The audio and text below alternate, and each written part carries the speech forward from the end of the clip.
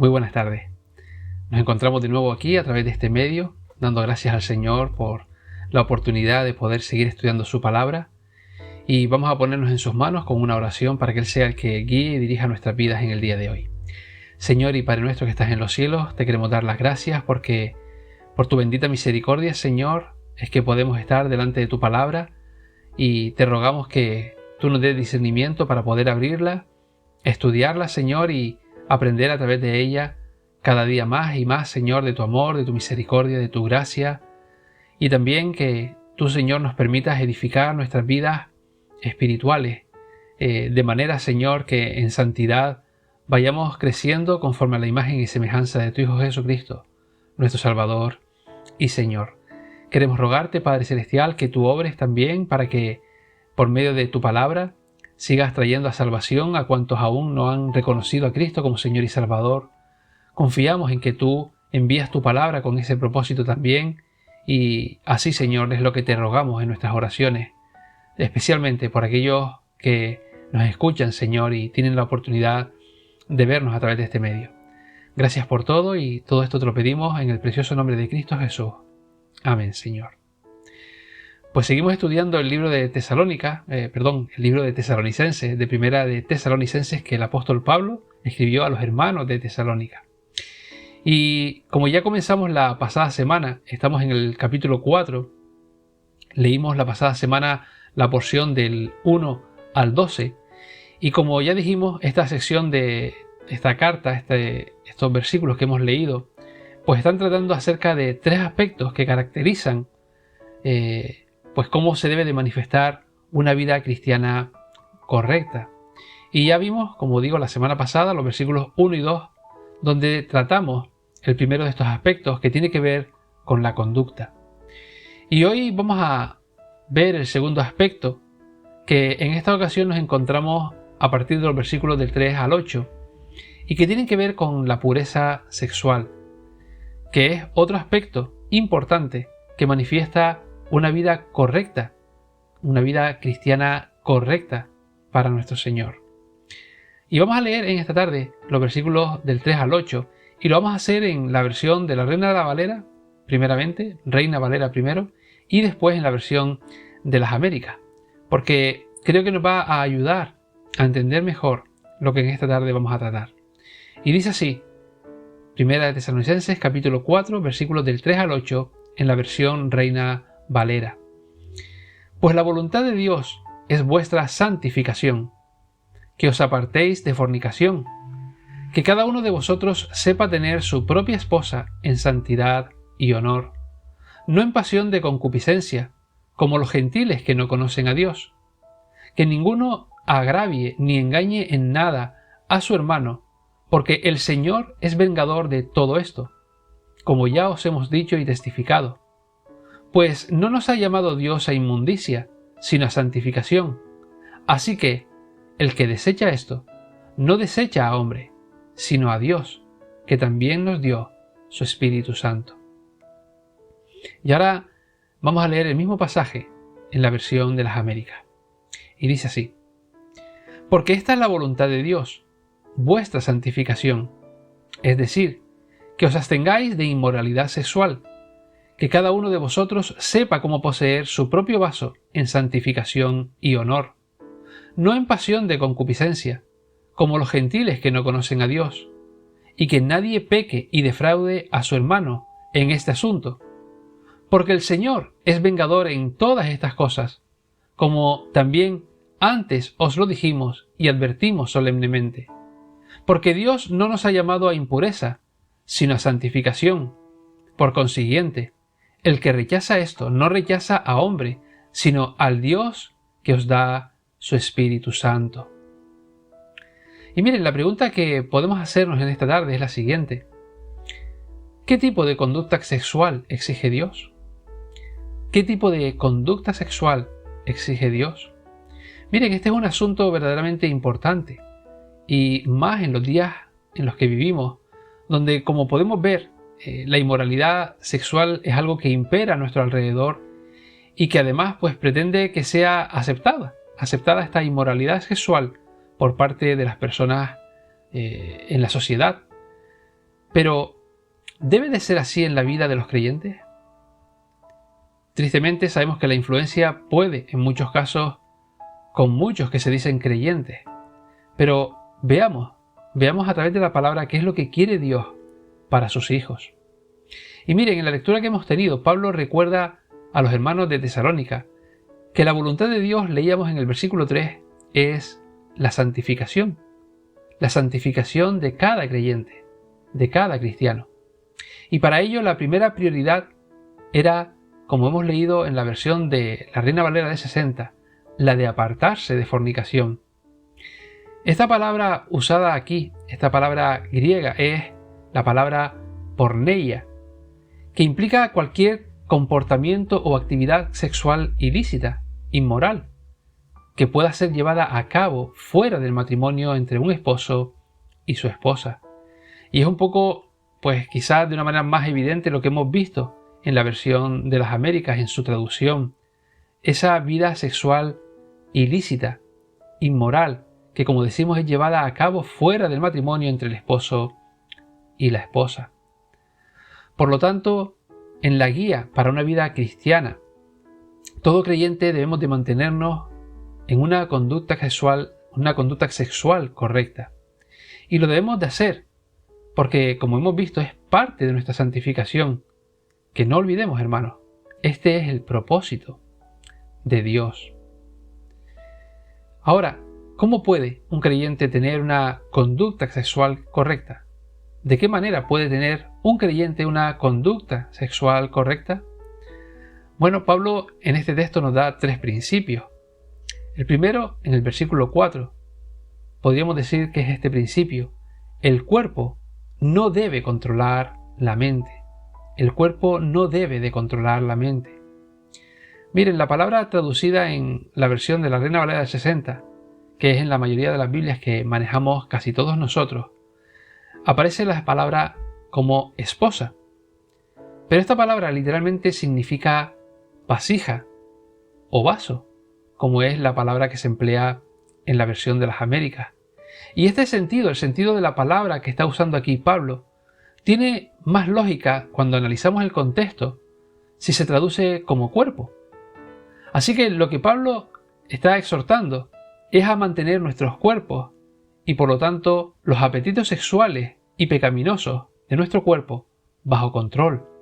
Poder tener nuestros cuerpos y esos apetitos sexuales pecaminosos bajo control, viviendo en santidad y honor. Un segundo principio para una conducta sexual correcta es la que encontramos en el versículo 5. Y es que el creyente no debe de actuar como un incrédulo. Y esto es lo que estábamos diciendo al principio, ¿verdad, hermanos? Vemos cómo trata el mundo la sexualidad actualmente. Fíjense a su alrededor, miren lo que ponen en la televisión, miren las revistas, miren los periódicos, miren la conducta de la gente a su alrededor. Y lo que sabemos, hermanos, es que los creyentes no debemos de vivir imitando la conducta sexual que está siendo dominada en el mundo por pasiones desordenadas, pasiones irreflexivas, que es en la que viven los incrédulos. Por ejemplo, pues vemos cómo la conducta sexual fuera del matrimonio entre una esposa y esposo es algo habitual. O por ejemplo, cómo la pornografía es algo a lo cual todos pueden acceder por diferentes medios y herramientas a las cuales cualquier persona, incluso menores, pueden acceder fácilmente. Y así podríamos nombrar otros ejemplos, ¿verdad? Ejemplos en los que viven los incrédulos, porque no conocen a Dios y porque, como sabemos, también actúan en rebeldía contra Él. Pero no así, evidentemente, debe de ser la manera en la que los creyentes vivamos.